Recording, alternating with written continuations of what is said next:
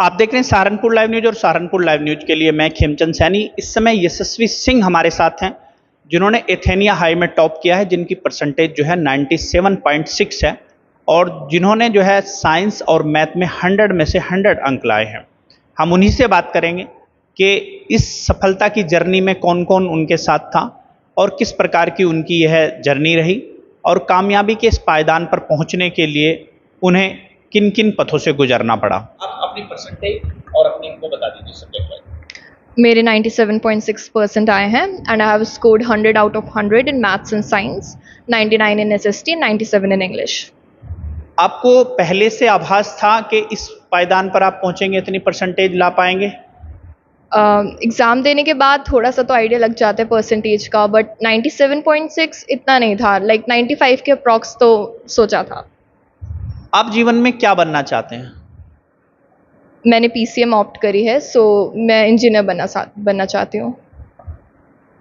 आपने ये लाइन क्यों चुनी, इसका क्या कारण मान सकते हैं? और बहुत सारी लाइनें हैं, क्या एक स्पेशल आपको इसमें दिखाई दिए?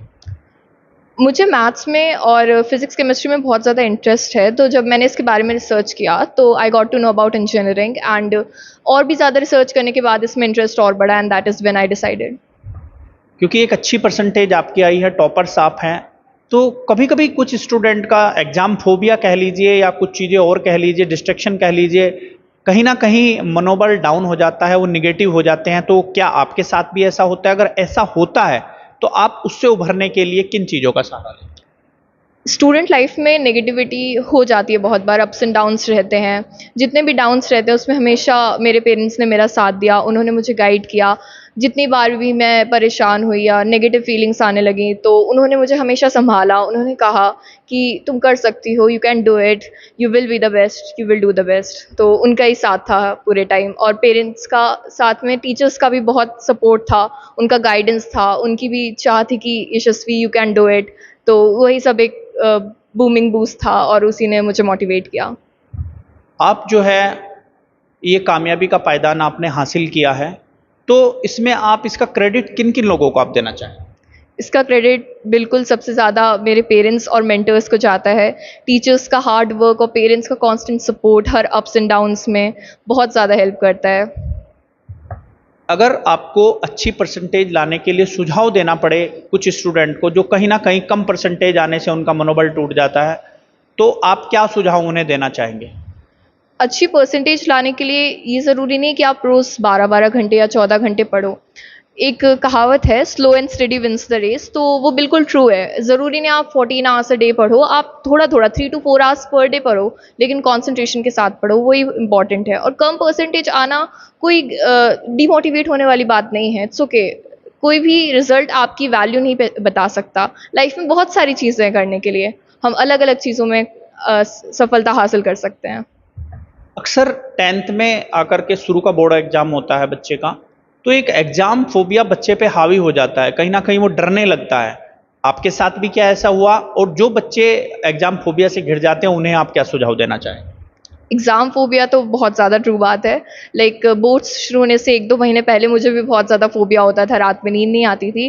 बट धीरे-धीरे प्री बोर्ड्स देने के बाद, फिर मॉक टेस्ट अटेम्प्ट करने के बाद, रिविज़न करने के बाद थोड़ा कॉन्फिडेंस बिल्डअप हो जाता है, और उसके बाद जब हम एक बार फर्स्ट बोर्ड दे देते हैं फिर तो सारी चीज़ें काफ़ी फ़ैमिलियर से हो जाती हैं, फिर फ़ोबिया नहीं रहता है।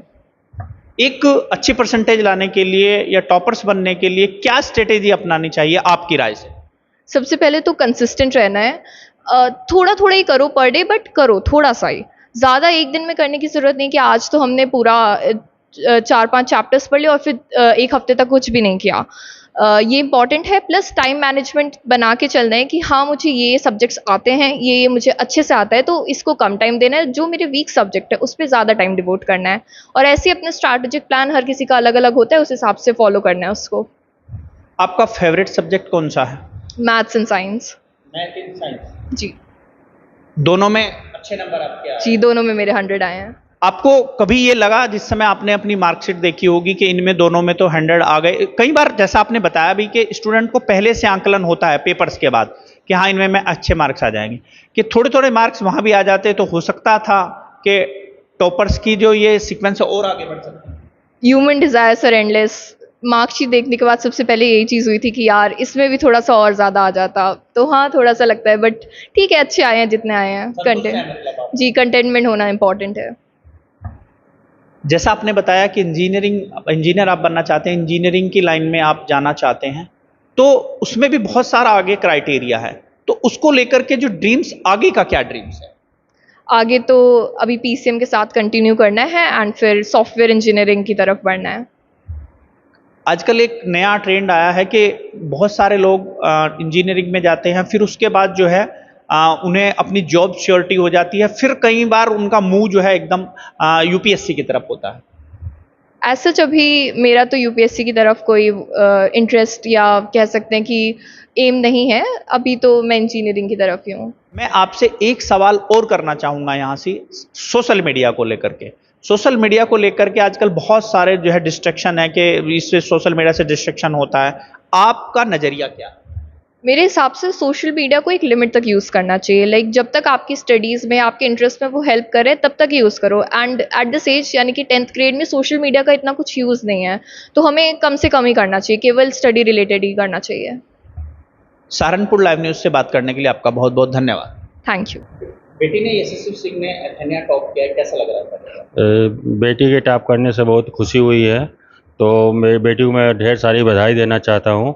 साथ साथ उनके टीचर्स जितने थे एथेनिया स्कूल के सभी टीचरों को मैं दिल से बहुत बहुत बधाई देता हूँ कि उनकी मेहनत, उनके कठिन परिश्रम से बेटी जो है टॉप की है। आजकल कहीं ना कहीं कुछ जगह पर अभी भी बेटियों को पढ़ाने में संकोच करते हैं। आप एक बेटी के पापा हैं, मैं इस बारे में आपकी राय जानना चाहूँगा कि ये आपकी बेटी ने साबित कर दिया है कि बेटियां टॉप भी करती हैं। जी, आप बहुत बढ़िया क्वेश्चन पूछे हैं। चूँकि मैं भी साइंटिस्ट हूँ, तो इसलिए मेरा कभी भी बेटी और बेटे में भिन्नता नहीं रही है।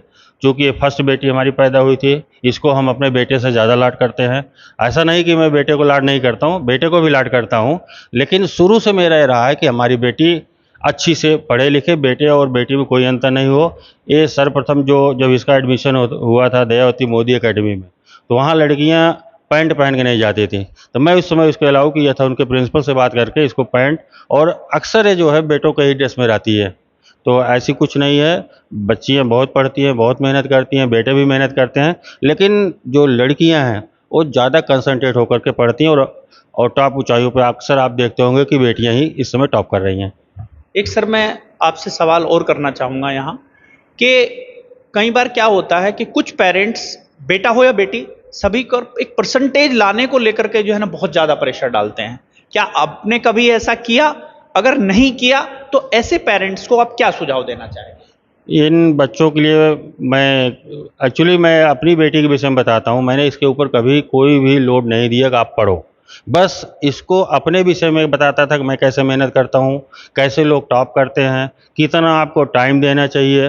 तो उसी आधार पे हमारी बच्ची जो है शुरू से मेहनत की, और कठिन परिश्रम करती है, भी नहीं कर, और सोती भी है। दोनों चीज़ है, मेहनत भी करती है और सोती भी है। तो और पेरेंट्स जो ज़्यादा प्रेशर बच्चों पर नहीं डालना चाहिए। अब उतना ज़्यादा कोर्स नहीं है पहले के अपेक्षा, सिलेबस भी लिमिटेड है। अगर अच्छे से टाइम मैनेजमेंट, जो समय का प्रबंधन है, अगर गार्जियन अपने बच्चों को समय के प्रबंधन के विषय में बताएंगे तो इतना अधिक समय मिलता है कि बच्चे अच्छे से थोड़ा थोड़ा पढ़ के अच्छा कर सकते हैं। धन्यवाद सर।